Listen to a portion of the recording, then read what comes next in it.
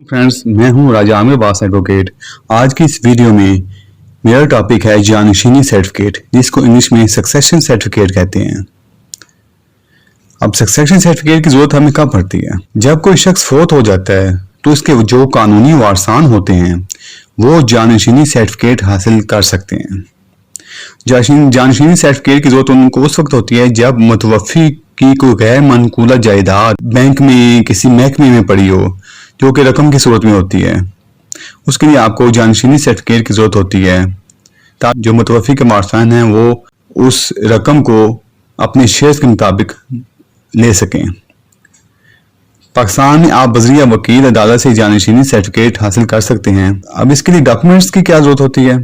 वैसे तो हर दरख्वास्त या केस के मुख्तलिफ रिक्वायरमेंट्स होती हैं, लेकिन जानशीनी सर्टिफिकेट के लिए आपने आमतौर पर अपने वकील को जो डॉक्यूमेंट्स मुहैया करने होते हैं वो ये हैं: मुतवफ़ी का डेथ सर्टिफिकेट, किसी बैंक में अगर रकम मौजूद हो तो बैंक स्टेटमेंट और बैंक मैनेजर का लेटर, और किसी महकमे में रकम मौजूद हो तो उस महकमे के जो है लेटर होगा कि उसमें उसकी कितनी रकम मौजूद है। इसके अलावा वारसान के शनाख्ती कार्ड की कापी, नादरा की जानिब से जो FRC जारी किया जाता है फैमिली रजिस्ट्रेशन सर्टिफिकेट, वो चाहिए होता है। आपका वकील दरख्वास्त जानशीनी तैयार करेगा और अदालत में दायर करेगा।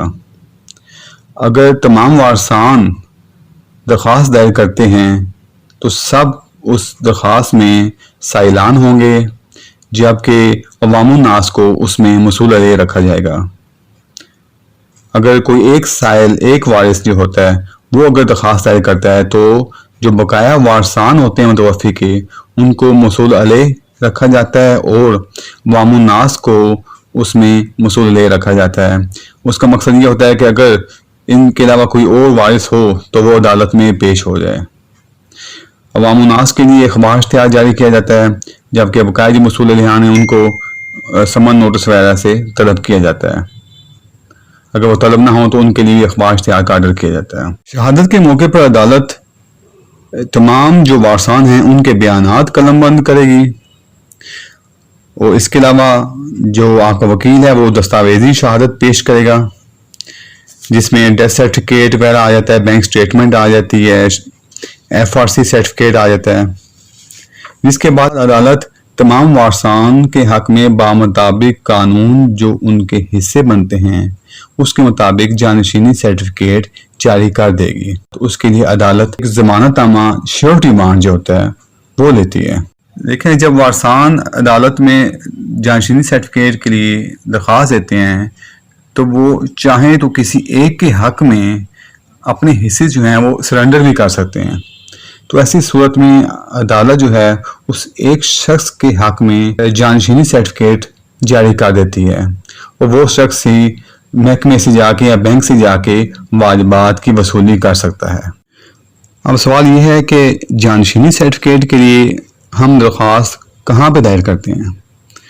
तो उसके लिए या तो जहाँ पे मुतवफ़ी फौत हुआ है उस जगह के जो अदालत है वहाँ पे जानशीनी सर्टिफिकेट के लिए दरख्वास्त दायर की जा सकती है, यहाँ फिर जहाँ पे मुतवफ़ी का बैंक अकाउंट था या जहाँ पे उसके वाजिबात वसूल करने हैं वहाँ पे दरख्वास्त दायर की जा सकती है। इन दोनों जगहों की अदालत को अख्तियार समाअत हासिल है। अक्सर लोग पूछते हैं कि जो बंदा है अगर वो बैरूने मुल्क हो, उसका वहाँ पे बैंक अकाउंट हो लेकिन वो फौत पाकिस्तान में हुआ हो तो उसके लिए तरीक़ेकार क्या होगा?